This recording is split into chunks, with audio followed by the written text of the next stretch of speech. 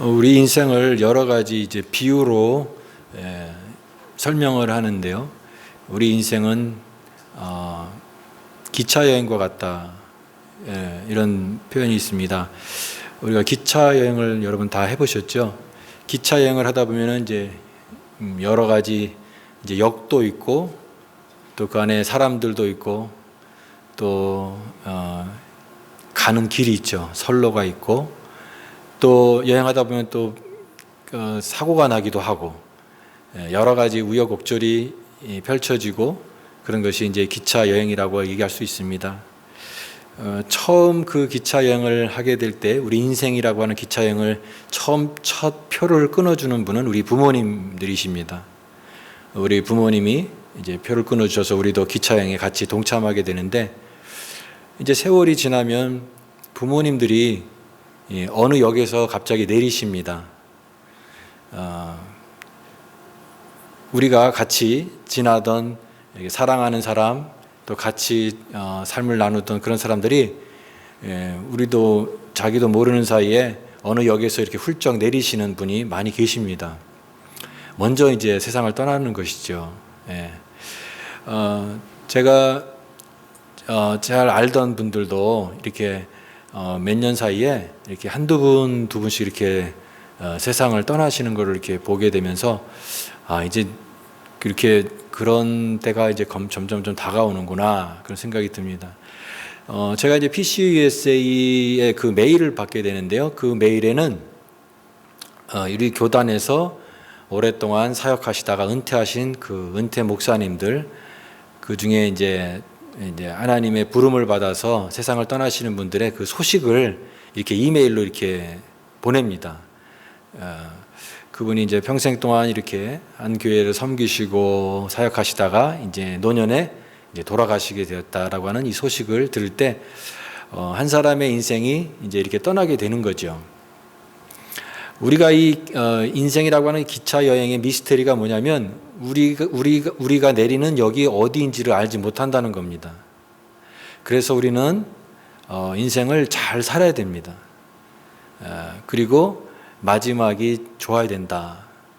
우리가 인생이라고 하는 그 기차 속에서 같이 만나는 사람들과 좋은 관계를 주고받고 또 고맙습니다. 감사합니다.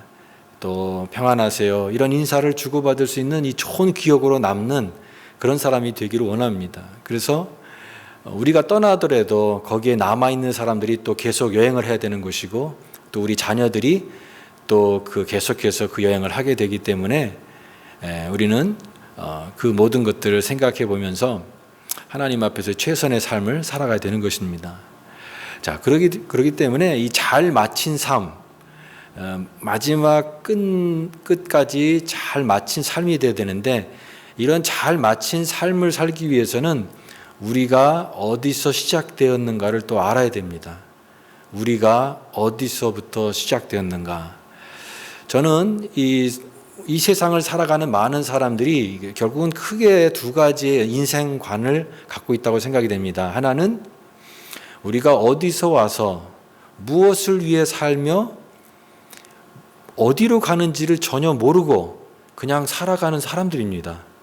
그냥 던져진 존재로 이 세상에 살다가 내가 왜 무엇을 위해 살아가는지 인생의 목적과 방향과 의미를 그냥 모르는 채로 그리고 또 인생의 마지막에 우리가 가게 되는 것이 무엇인지를 모르고 그냥 정신없이 살다가 인생이 그냥 어느 기차역에서 내리는 그런 인생이 하나가 있겠고 또 하나는 성경이 가르쳐주는 성경의 이 인생의 모습을 마음속에 믿음으로 새기면서 살아가는 사람들입니다. 이는 만물이 주에게로 나오고 주로 말미암고 주에게로 돌아감이라. 로마서 11장 36절의 말씀처럼 이 모든 것이 하나님으로부터 나왔고 또 하나님으로 말미암고 그리고 모든 인생은 주님께로 돌아간다라고 하는 그 신앙을 마음속에 새기면서 인생을 살아가는 그런 사람들, 이게 두 가지 크게 나눠진다고 생각이 됩니다. 오늘 우리가 이 창세기를 지금 두 번째 시간을 갖게 되는데요. 지난주에 창조의 하나님에 대해서 같이 말씀을 묵상했습니다. 이 모든 시작은 바로 하나님이 계셔서 하나님께서 이 세상을 다 만드셨다라고 하는 이 창세기 말씀의 그 선언을 우리가 믿음의 가장 큰 토대로 삼는다고 했죠. 우리가 믿는 신앙은 이 창조의 하나님을 믿는 신앙입니다. 이 모든 것이 시작된 것은 하나님이 시작하시고 하나님이 만드셨다라는 것이죠. 오늘 이 창세기 이제 두 번째 내용에서는 이제 넷째 날, 또 다섯째 날, 또 여섯째 날이 나오는데, 넷째 날에는 광명을 만드셨다라고 얘기합니다. 해와 달을 하나님께서 만드셨습니다. 그리고 다섯째 날에는 그 새와 물고기, 하나님께서 이 지구상에 아름다운 그런 이 창조의 세계 속에서 거기 생명체를 만드시고 더 아름답게 조화를 이루어서 살게 하나님께서 만드셨습니다. 그리고 이제 여섯째 날에는 또 다른 이제 짐승과 또 가축들을 만드셨다고 얘기하고 있고, 그리고 맨 마지막에 이제 사람을 만드신 내용, 인간의 창조가 바로 오늘 우리가 접하는 이 본문의 내용입니다. 하나님께서 사람을 만드셨다라고 하는 그 내용입니다. 저는 이 사람의 창조가 바로 하나님의 이 창조의 하이라이트이다, 클라이맥스다, 최고의 정점이다 라고 하는 측면에서 사람을 만드신 하나님에 대해서 같이 여러분과 말씀을 나누기 원합니다. 그래서 저는 우리를 만드신 하나님 이 말씀을 접하면서 세 가지 질문을 같이 한번 생각해 보기를 원합니다. 첫 번째는 왜 하나님께서 인간을 맨 마지막에 만드셨는가 하는 질문입니다. 첫째 날, 둘째 날, 셋째 날, 넷째 날, 다섯째 날 만드시지 않으시고 하나님께서 맨 마지막 여섯째 날에 인간을 만드셨습니다. 왜 하나님께서 맨 마지막에 창조하셨을까?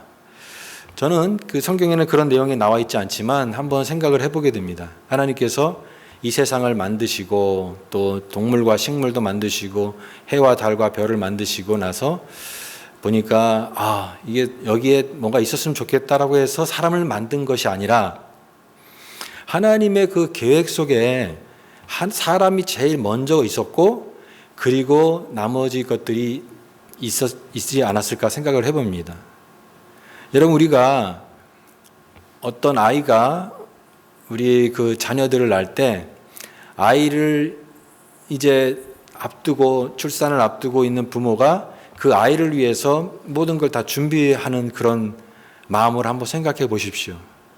옷을 사고 또 집을 꾸미고 또 아이가 포근하게 있을 수 있는 그 침대를 사면서 그 아이의 탄생을 기다리는 이 부모의 마음, 모든 걸 다 갖춰놓고 다 준비해놓고 이제 그 모든 것의 가장 정점이 그 생명이 태어났을 때 이 부모의 그 마음은 이루 말할 수 없는 행복과 기쁨이 있는 것처럼 하나님도 이 세상의 모든 것들을 다 창조하신 하나님께서 가장 그 정점인 그 클라이막스 속에 인간을 만드셔서 이 인간을 이 세상 모든 만물의 그 가장 그 높은 위치에 만드시면서 하나님이 얼마나 기뻤을까?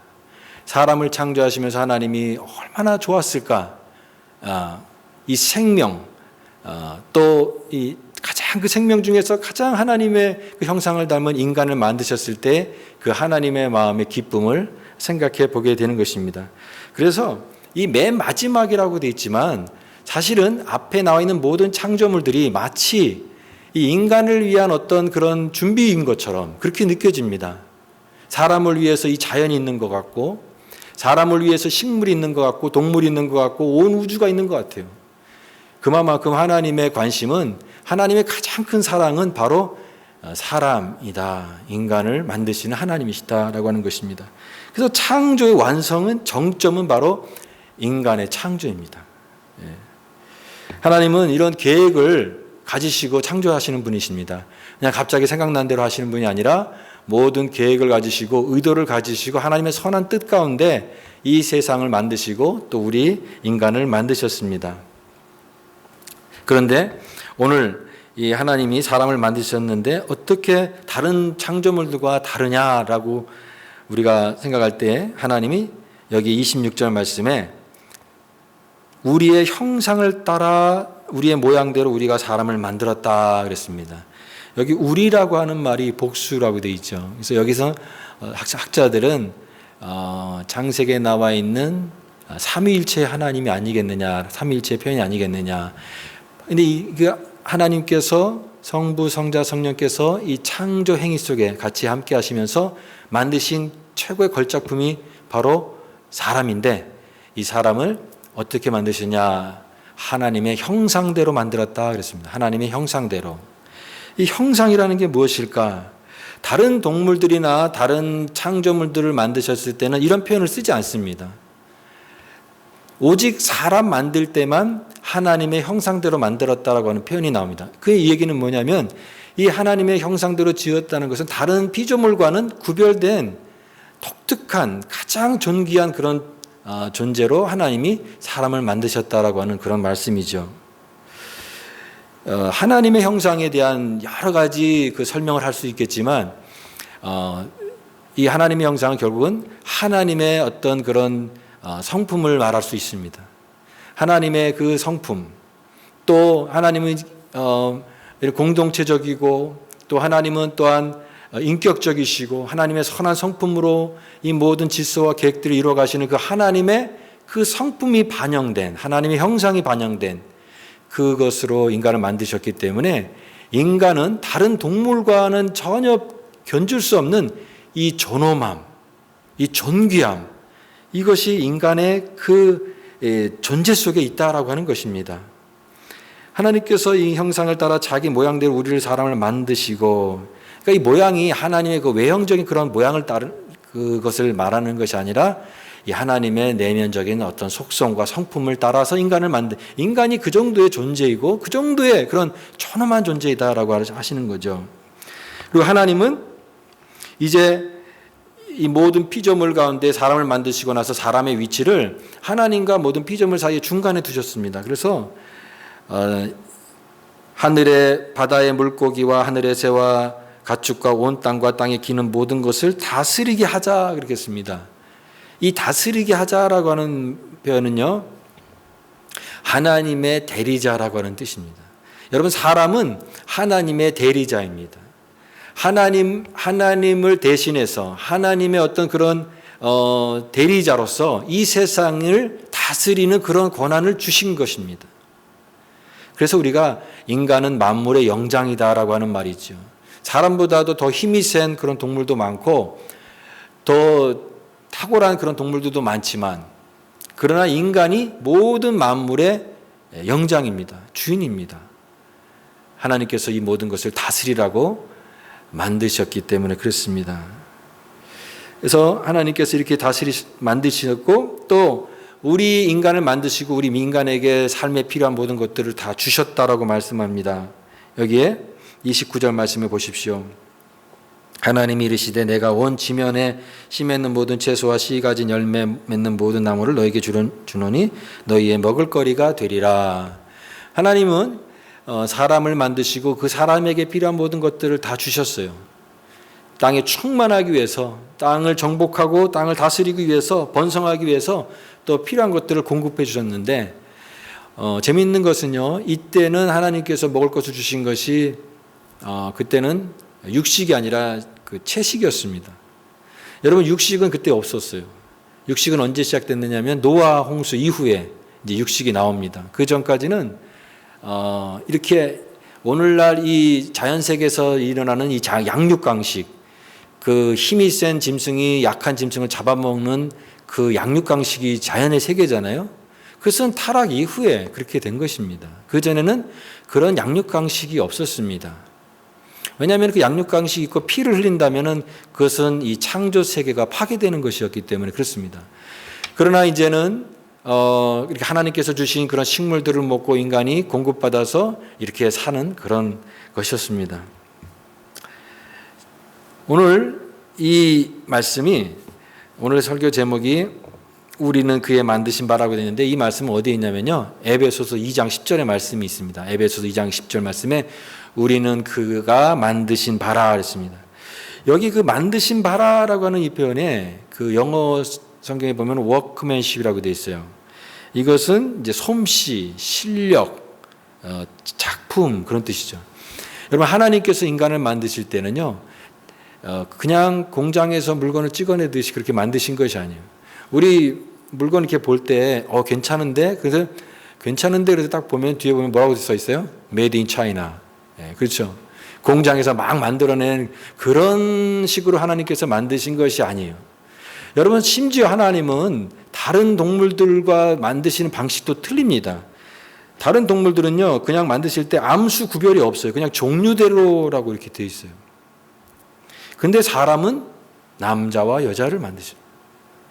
그리고 다른 동물은 여러 쌍이 동시에 있습니다. 동시에 여러 쌍이 있는데 하나님께서 사람 만들 때는 한 쌍, 남자 한 쌍, 남자와 여자 이 사람을 만드셨습니다. 그리고 하나님께서는 이제 이 창세기 1장에 나와 있는 내용에 대한 부연 설명과 같은 내용이 2장에 나와 있는 그 내용이거든요. 사람을 만드시는 과정들이 더 자세히 소개되고 있는데 바로 하나님께서 이 남녀를 만드셨다. 여러분 이 하나님의 창조의 세계는요 차이가 있고 차별이 있는 우리가 차이가 있고 차별이 있는데 하나님의 창조의 세계는 차별은 없습니다. 모든 게 다 차이는 있습니다. 남자와 여자가 하나님께서 이 차이를 두신 것이 아니라 차별을 두신 것이 아니라 다 똑같은 존귀한 존재로 만드셨습니다. 오늘날 이 세상 속에 사람들이 피부 색깔로 차별을 하고 또 성차별을 하고 또 내가 배운 사람이 또 물건을 많이 가진 사람이 돈을 많이 가진 사람이 그렇지 않은 사람을 이렇게 차별하는데 하나님의 창조의 질서의 세계에서는 그런 차별은 없습니다. 모두가 다 동등한 존재이고 다 존귀한 존재이고 똑같은 그런 존재이다. 다만 그런 특성에 따라서 어떤 그런 성품에 따라서 이 차이를 두셨지 차별을 두신 것은 아니다. 그러나 다른 모든 이 세계의 피조물과 다른 인간만은 가장 귀한 존재로 하나님께서 자기 형상을 따라 만든 독특한 위치로 사람을 만드셨다. 그래서 이것은 하나님 만드신 바라는 것은요, 이 원래 헬라어 그 원어에는 포에마라고 되어 있는데 여기서 이제 포엠 그 시가 나온 거죠. 그러니까 하나님의 우리는 하나님의 그 걸작품입니다. 하나님의 그 최고의 솜씨, 하나님의 실력이 다 집대성돼서 만들어낸 존재가 바로 누구냐면 인간입니다. 이렇게 인간이 그렇게 그 정도의 하나님의 최고의 그 솜씨가 드러난 것이 인간이라고 하는 것입니다. 얼마나 대단한 것입니까? 그래서 다른 만물들을 만들 때는 좋았더라 그러시는데 사람을 만들고 나서는 31절에 보면 심히 좋았더라 이렇게 얘기하십니다. 심히 좋았더라. 최고의 그 완성도의 그 만족감, 그것을 나타내는 겁니다. 최고의 완성도로 만든 그런 인간을 만드시고 하나님 좋아하셨다라고 하는 것입니다. 여러분 그런데 이렇게 사람이 아름답게 만들어졌는데 오늘날 우리가 사람을 보면서 참 하나님의 걸작품이구나, 사람이 참 아름답구나 이런 생각이 드십니까? 아니면 글쎄 사람이 아름다운가? 우리는 사람에게 상처도 받고 사람에 대한 어떤 실망도 하게 되고 또 좋은 사람도 있지만 그렇지 않은 사람들 많이 보면서 과연 이 사람이 정말 하나님의 걸작품이 맞는가? 사람이 정말 아름다운 모습인가? 이런 생각을 하면서 우리가 사람에 대한 경계를 하게 되고 마음을 닫게 되고 살아갈 때가 얼마나 많습니까? 그러나 우리가 이 창세기의 말씀을 우리가 깨닫게 된다면 처음에는 그러지 않았다라고 하는 것입니다. 사람이 처음에 만들 때 하나님께서 하나님의 의도대로 만든 인간은 그런 존재가 아니라 정말 하나님 보시기에 아름다운 그런 존엄한 존재로 하나님께서 만드셨다라고 하는 것이에요. 그래서 우리가 인생을 살아가면서 참 이렇게 좋은 사람을 만나는 그런 것이 참 복이다라고 생각이 됩니다. 내가 힘든 사람, 정말 나한테 너무 힘든 사람들 자꾸 만나게 되면 우리도 마음이 다칠 것 같아요.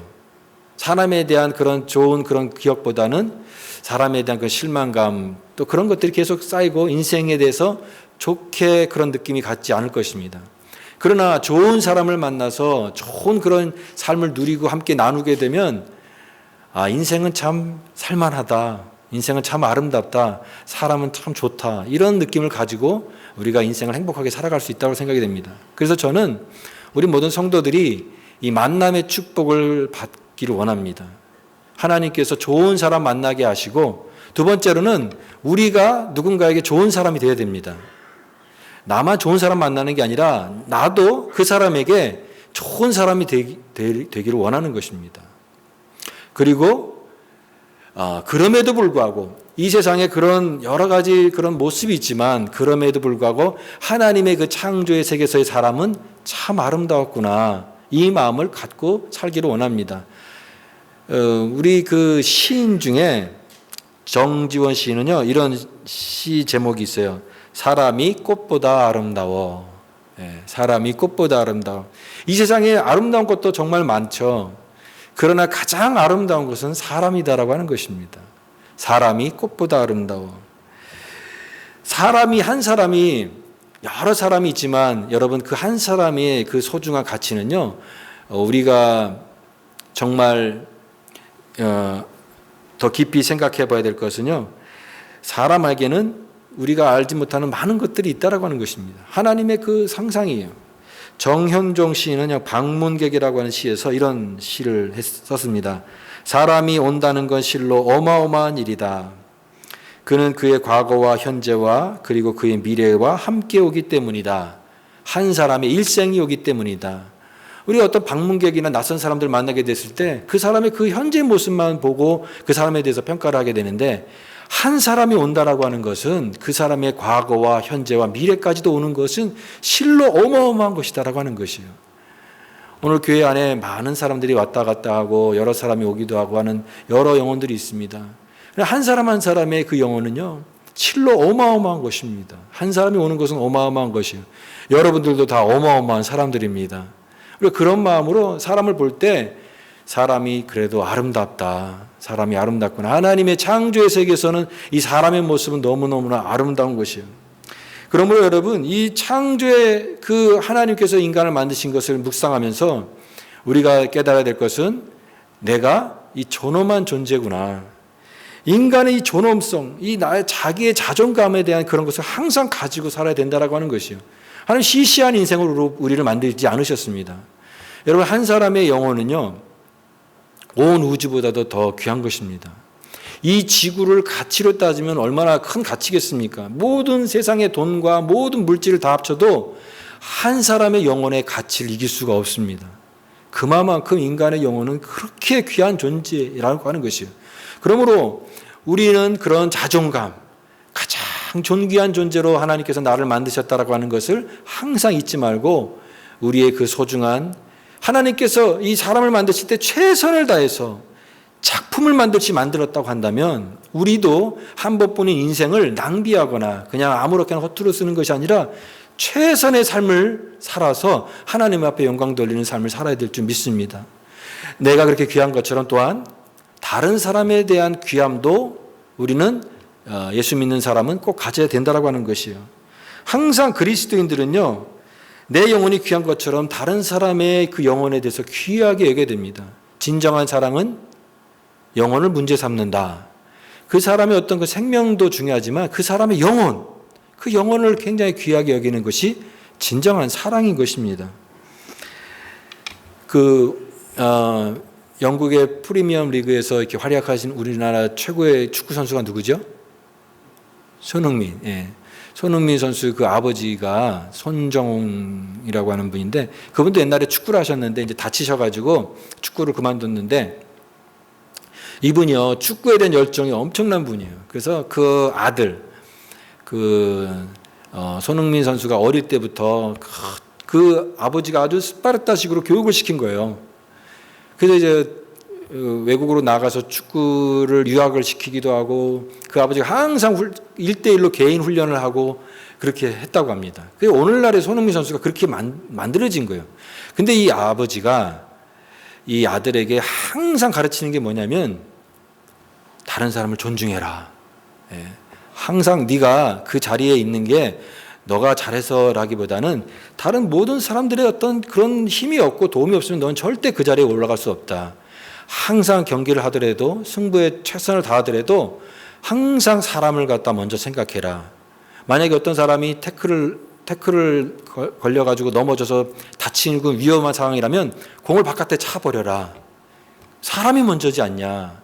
항상 그리고 상대편이지만 리스펙트, 항상 존중해라.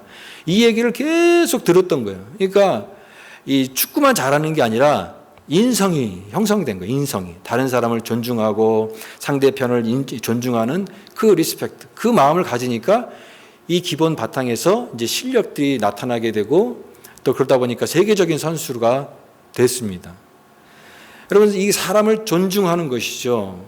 나와 경쟁하는 사람까지도 이 사람의 그 존엄성, 이 귀함, 이 가치, 이것들을 인정해 주는 것입니다. 사람을 무시하는 것은요, 그를 지으신 하나님을 무시하는 것이다. 그래요. 사람을 사랑하는 것, 한 사람의 가장 그 연약한 정도 우리가 존중하는 것은 그를 만드신 하나님을 존중하는 것이다. 저는 우리 모든 성도들이 이 마태복음 25장 40절 말씀을 늘 마음속에 새기면서 신앙생활 했으면 좋겠어요. 그게 뭐냐면 지극히 작은 자에게 한 것이 곧 내게 한 것이다 그랬습니다. 지극히 작은 자에게 내가 한 것이 바로 주님께 한 것이다. 우리가 주님을 대하는 그런 마음으로 우리가 한 사람 한 사람을 대한다면은 그것이 주님께 한 것이라고 하는 것이에요.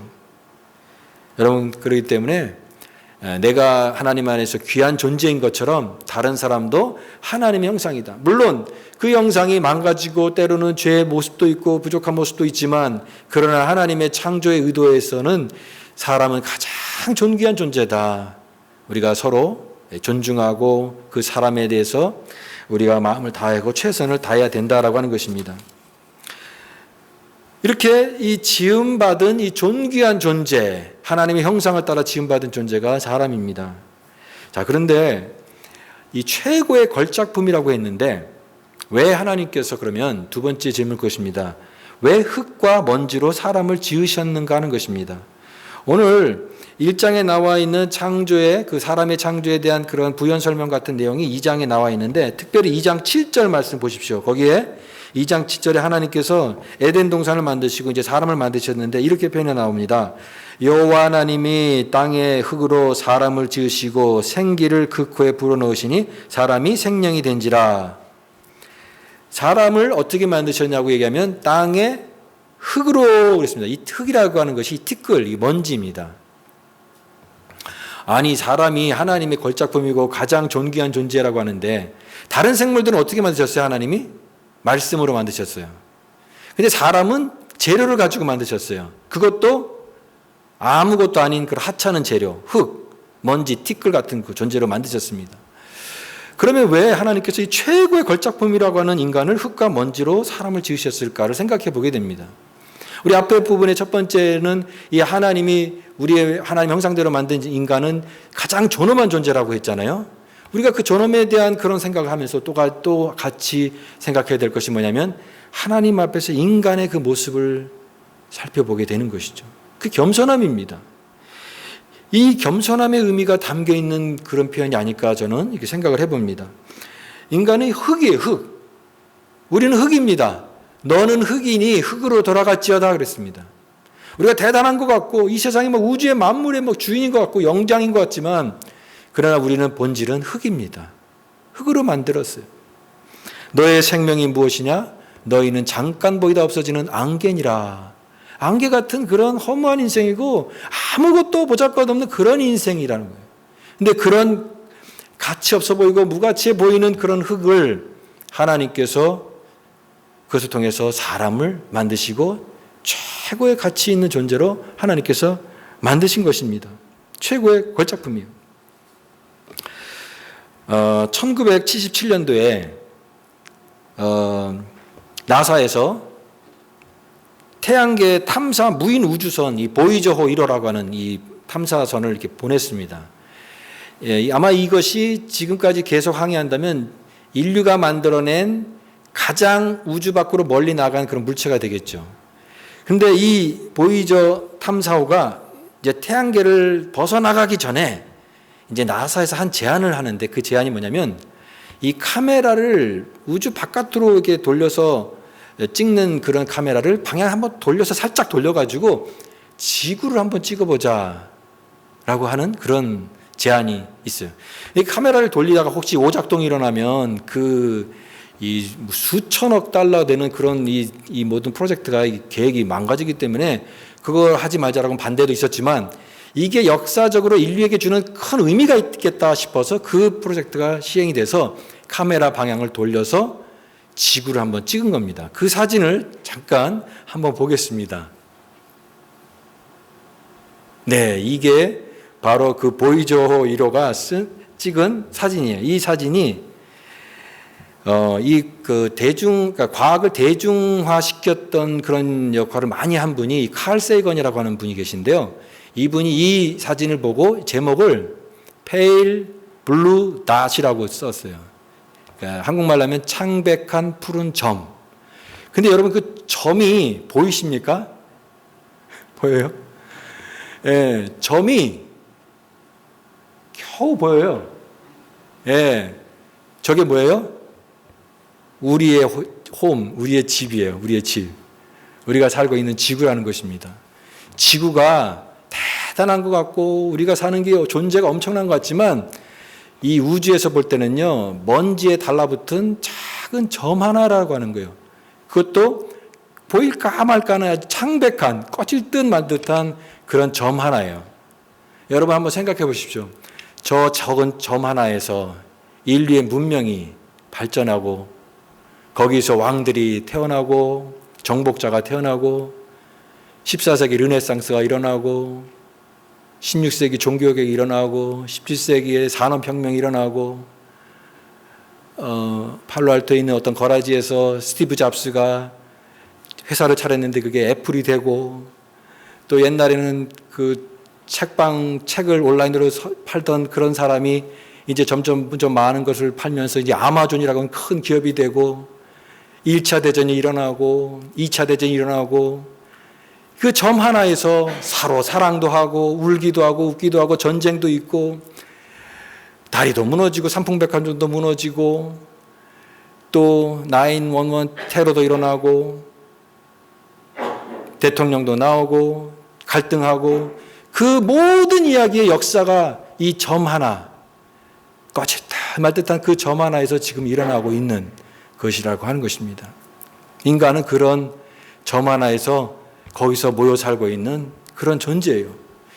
우리가 대단한 것 같지만 이 하나님의 광활한 우주 속에서는 아무것도 아닌 존재예요.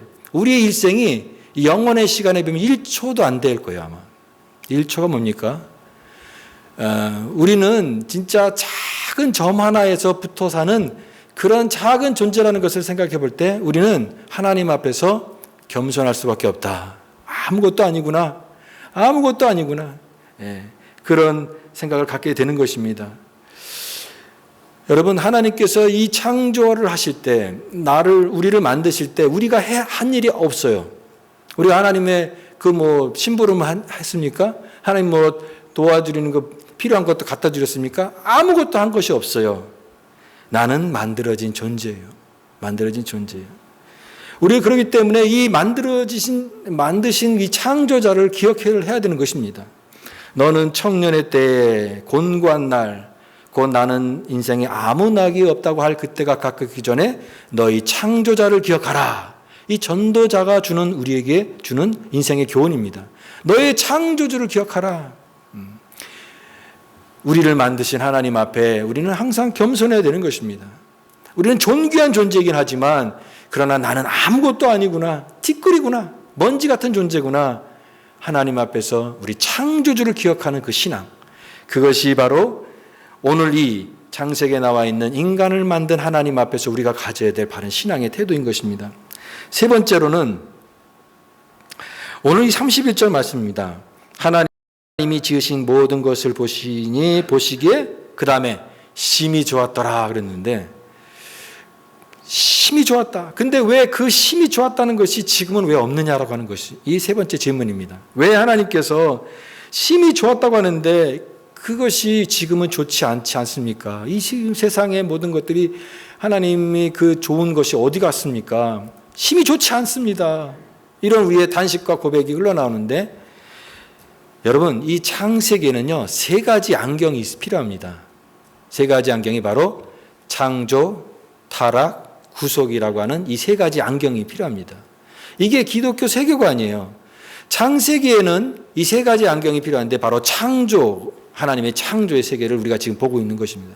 그 다음에 두 번째 안경은 이제 우리 앞으로 보게 될 이제 타락인 것입니다.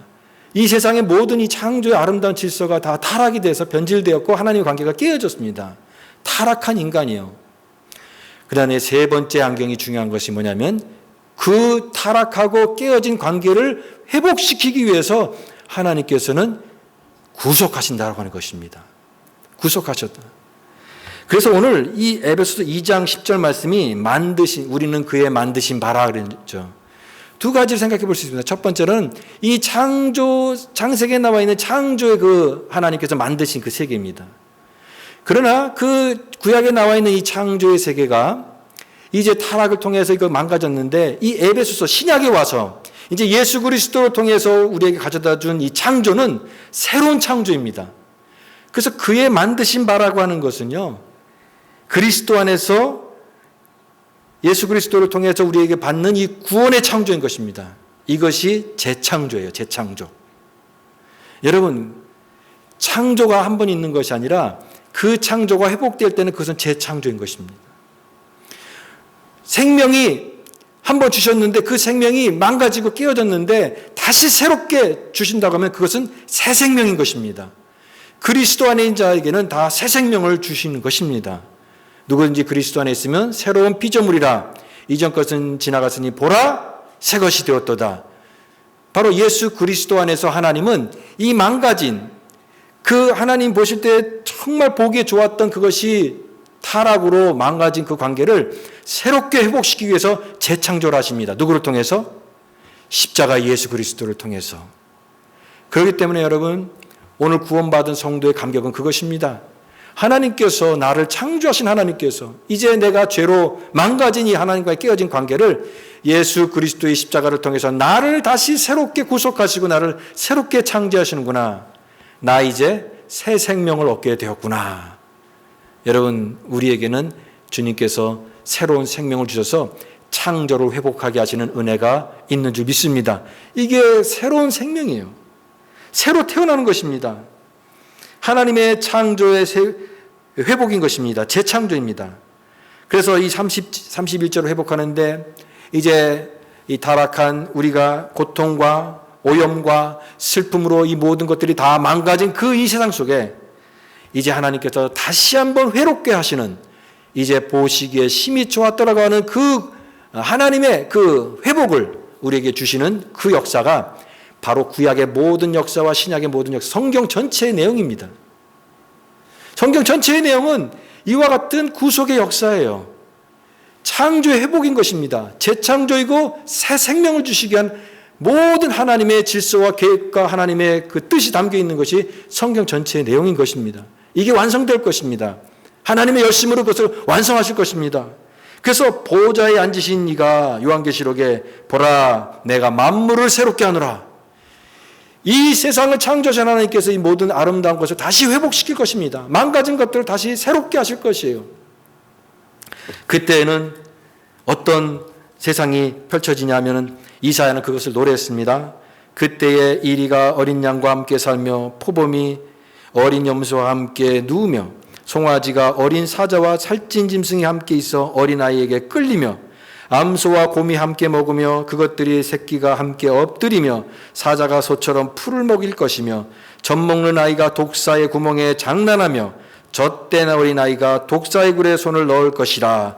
내 거룩한 산 모든 곳에서 해됨도 없고 상함도 없을 것이니 이는 물이 바다를 덮음같이 여호와를 아는 지식이 세상에 충만할 것임이라.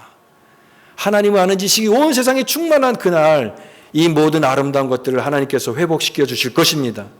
오늘 우리는 그와 같은 하나님의 은혜를 입은 자들입니다. 창조할 때 우리가 아무런 도움이 없이 아무런 공로가 없이 우리가 창조되었던 것처럼 하나님의 구원도 새로운 재창조도 마찬가지입니다.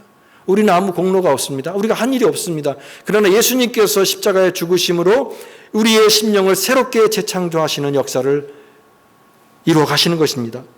그러므로 이 모든 것을 기억할 때 우리는 하나님 앞에 이렇게 고백합니다. 모든 것이 하나님의 은혜입니다. 모든 것이 하나님의 은혜입니다. 새로운 생명을 주시고 새로운 창조를 회복시키는 것도 하나님의 은혜입니다.